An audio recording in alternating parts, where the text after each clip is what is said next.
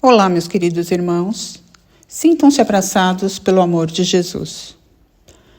O tema para a nossa reflexão de hoje é Ajuda-te e o céu te ajudará. Esse tema se encontra no Evangelho segundo o Espiritismo, capítulo 25, itens 1 a 5. Ajuda-te e o céu te ajudará faz referência ao versículo do Evangelho de Mateus, que diz: peça e vos será dado, busque e achareis, e bata à porta e ela vos será aberta. E o que isso nos diz é que se buscarmos, nós vamos encontrar. Mas isso só acontecerá se fizermos a nossa parte e se nos empenharmos ao máximo nessa tarefa. Ou seja, para que o céu nos ajude, nós precisamos agir. Não adianta pedirmos e ficarmos parados esperando. E o que seria o céu? O céu é a lei divina. São os benfeitores espirituais, que estão sempre conosco. Mas para sermos ajudados, precisamos pedir, e para pedir, antes de tudo, temos que reconhecer que precisamos de ajuda. Não somos autossuficientes. Ao pedir, confessamos a nossa fraqueza e também demonstramos nossa humildade e nossa fé. Assumimos que confiamos em Deus totalmente.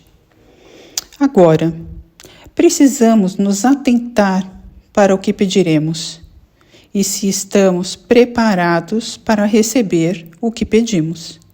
Se temos mérito, se merecemos ser atendidos em nosso pedido. Assim pensemos. Se nós temos que fazer a nossa parte, estamos falando da lei do trabalho. Porque se Deus não esperasse de nós o nosso esforço, nosso corpo ficaria atrofiado sem esse exercício.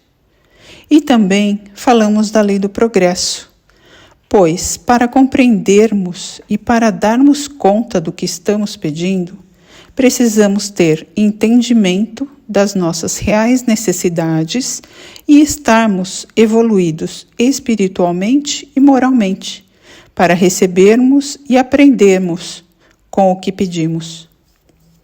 Afinal, nos lembra o Evangelho, o progresso é filho do trabalho. E por que será que estamos sempre querendo algo a mais? Porque Deus nos deu, diferente de um animal, por exemplo, o desejo incessante do melhor, a necessidade da mudança. Esse desejo é legítimo e impulsiona cada um de nós e a sociedade como um todo a nos melhorarmos. Na ciência, por exemplo, com novas conquistas, novas descobertas e soluções de problemas.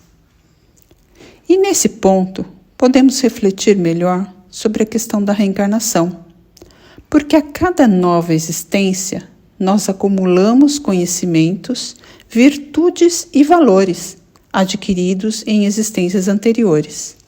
E essas qualidades adquiridas, o espírito não perde. Porque, imaginemos, se a cada existência tivéssemos que começar tudo de novo, do zero, a humanidade teria continuado na infância. Não teríamos aparelhos tecnológicos, curas e vacinas para as doenças. Estaríamos ainda caçando para nos alimentar e vivendo em cavernas. Mesmo que o nosso progresso a cada reencarnação seja pequeno, estamos e devemos estar buscando nossa melhoria, a melhoria individual e a coletiva. É aquele desejo incessante do melhor que falamos há pouco. Mas precisamos nos conscientizar que não basta apenas ter, mas sim que precisamos ser, porque o Evangelho sempre nos lembra que somos filhos de nossas obras. O que plantamos, o que semeamos, é livre. Deus nos deu essa liberdade no livre-arbítrio. Mas nunca nos esqueçamos que a colheita é obrigatória. Só colhemos o que plantamos, nesta ou em encarnações anteriores. Mas em alguns momentos de nossas existências, temos situações que diferem desse processo de semeadura e colheita. São os presentes, os testes a nós oferecidos pelo mais alto. E esses testes servem para a nossa progressão, para a nossa evolução. E esses testes só vêm quando estamos prontos. Eu me lembro de ter ouvido uma história que foi mais ou menos assim. O espírito estava lá no plano espiritual, esperando para uma nova encarnação. Então ele pediu para agendar uma reunião com Jesus. Foi agendada essa reunião e ele, na presença de Jesus, disse o seguinte: Jesus, estou prontinho para reencarnar. Estou agora treinado na paciência.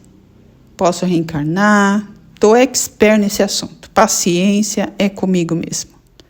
Jesus então teria dito: já está ok, treinado na paciência, tudo bem? Sim, Jesus, tudo bem. Então, vamos reencarnar.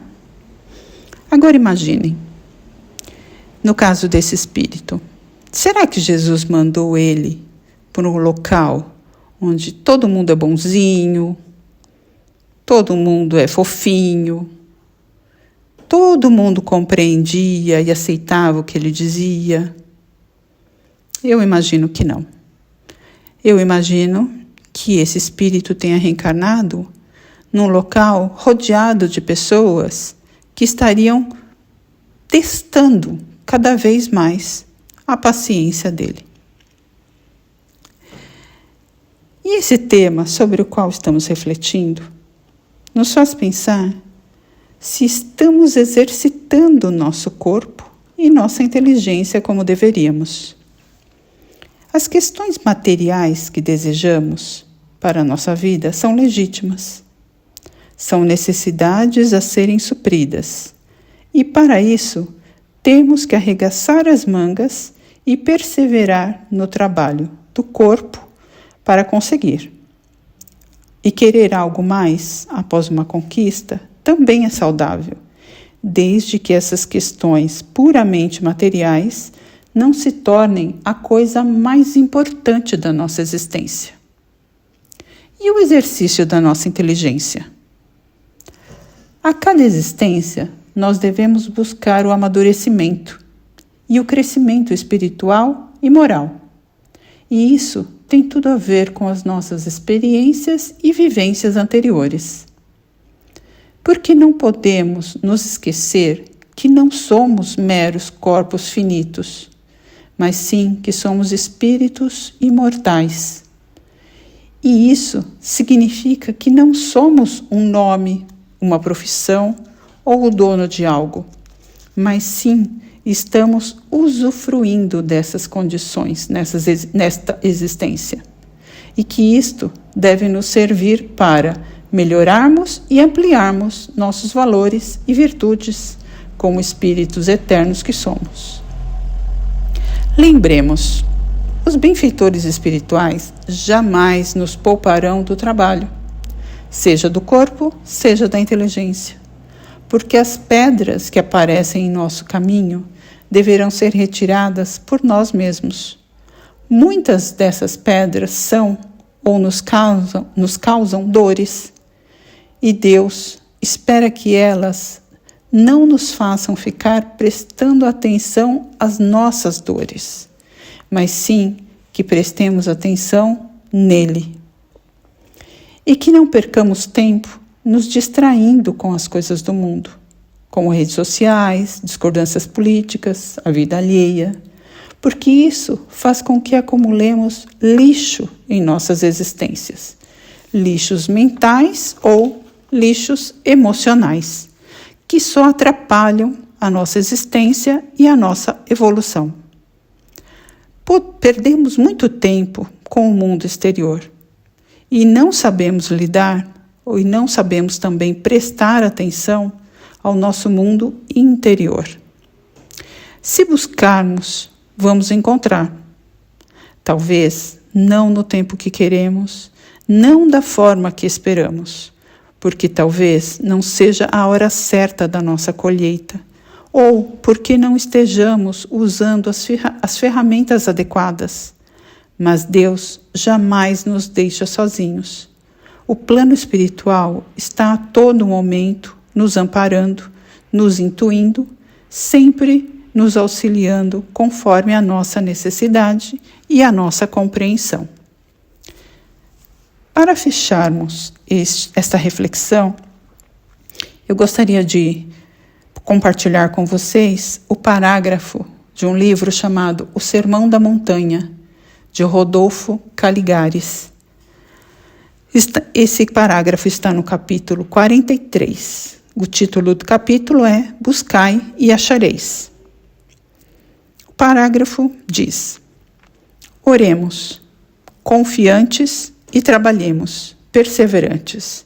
Assim procedendo, sempre acharemos quem nos estenda mãos amigas, e todas as portas se abrirão, pois não há obstáculos que não sejam removidos ante o empenho de uma vontade persistente e sólida, aliada a uma fé viva e operante.